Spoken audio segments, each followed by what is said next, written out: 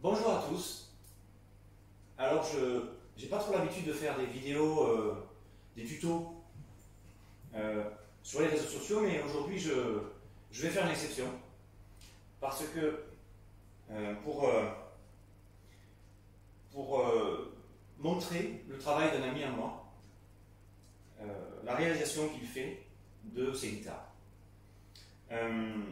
C'est un ami qui a un jour décidé de fabriquer des guitares électriques sans aucune formation particulière, mais avec le goût du travail manuel. Et il a commencé par des Telecaster. Parce que les Telecaster, bon, au dire même de Fender, ce sont les guitares les plus faciles à fabriquer. Et c'est ce qu'il a fait. Et puis un jour, je lui ai demandé quand même, Didier, parce que c'est son nom, on le surnomme Butch. Je n'ai jamais trop su pourquoi, mais enfin on le surnomme Butch. Didier, est-ce que tu me ferais pas une Firebird? Parce que étant fan, quand j'étais plus jeune, de Johnny Winter, guitariste albinos, qui jouait tout le temps sur des Gibson Firebird, donc les guitares qui ont cette forme-là. Donc j'ai toujours rêvé d'avoir une Gibson Firebird, mais bon, chez Gibson les prix sont un peu prohibitifs, donc du coup on s'est rabattu sur AliExpress. Alors cette guitare, il l'a fabriquée, alors je me rapproche un peu pour que vous la voyez, il l'a fabriquée donc avec trois pièces de bois. En fait, les deux extrémités ici en bois clair, c'est du pin, tout simplement, du pin récupéré, peut-être sur la plage, je ne sais pas trop où, qui est assez vieilli quand même. Et la pièce centrale, je crois que c'est il a récupéré ça en longeant le niveau SNCF. Donc je pense que ça doit être une traverse de rail, voilà, pour qu'elle ait un côté plus foncé, un peu comme les Firebird, une différence et même au niveau de l'épaisseur, voilà.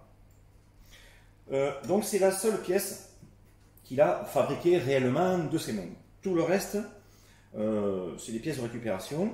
Le manche, je l'ai acheté chez AliExpress, voilà, tout simplement, manche à pas cher comme on dit. La seule chose dans laquelle on a mis le prix, c'est le micro. C'est un micro Gretsch, donc là quand même il fallait quand même mettre un peu le prix sur le micro. Et tout le reste, alors là pareil, je voulais un Vibrolab comme sur les vieilles Firebird Gibson, mais le Vibrolab toujours pareil, chez Gibson il a un prix prohibitif. Celui-là c'est un Vibrolab de chez AliExpress, 40 €, voilà. Bon. Après, il n'a peut-être pas la qualité de celui de chez Gibson, mais enfin il fait son effet. Et ensuite là aussi, je ne sais pas si vous voyez, la petite touche personnelle de Didier, donc Butch, donc il m'a mis des pièces de 5 cents, pile et face, sur les potards de réglage volume et tonalité. Voilà, ensuite la fabrication aussi, je disais la pièce de bois, mais il y a aussi donc au niveau esthétique, donc le cache, donc qui est de sa fabrication, vous voyez, The Fire Butch, avec le F, et il a poussé donc le petit détail jusqu'à me faire derrière donc le cache électronique, pareil, en aluminium avec le petit sigle. Voilà. Sinon, comme je vous disais, les mécaniques, AliExpress aussi. Voilà, il a mis sa petite touche, donc sa marque sur le haut du manche, sa marque ici. Et voilà. Donc je suis très heureux parce que il m'a fait une guitare vraiment, une guitare, c'est un peu de mes rêves quoi finalement, puisque comme je vous disais, c'est une guitare mythique, la Firebird, notamment de Johnny Winter. Voilà, donc maintenant j'ai assez parlé. Je vais vous faire écouter un peu le son qu'elle a, parce que c'est surtout aussi pour ça que je fais cette vidéo, c'est parce qu'elle pourrait n'être que jolie, mais en plus de ça, elle sonne. Alors, par exemple, un son clair, un son totalement clair, par exemple, voilà. Donc, si je me rappelle, je vais vous faire un petit morceau de Django Reinhardt, une petite intro. Voyons comment ça fait. Ah oui.